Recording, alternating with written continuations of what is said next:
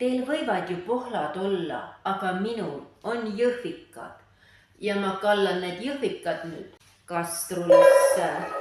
Nii, ja las need jõhvikad nüüd lähevad siin keema. Jõhvikatelt keetsin mahla välja. Jõhvikamahla hulka ma lisan ka vett. Vesi lisatud ja nüüd näeb see jõhvikamahl koos suhkruga välja nagu hea magus jõhvikamors. Aga nüüd ma lasen sellel mahlal uuesti pliidil keema minna, et siis pärast siia manna lisada. Ja sellest tuleb jõhvikamahlast valmistatud mannavaht. Jõhvikamahlast me teeme mannavahtu. Kuna jõhvikamahl käib juba ülitugevalt, siis mul ei jää muud üle, kui lisada siia manna ja keeta sellest mannavaht valmis. Sellest aitab. Keidan nüüd seda nii kaua, kuni sellest saab selline vedelam mannapuder, mida saab pärast kloppida, siis kui ta ära jahtub.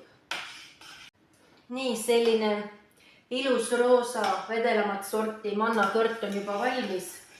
Nüüd ma panen pliidi kinni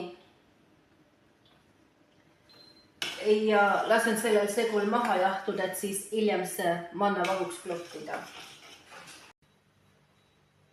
Mulle meeldib see Temust ostetud pearätik nii väga, et ma vist pean neid juurde ostma, aga praegu on aeg mannavahtu kloppida.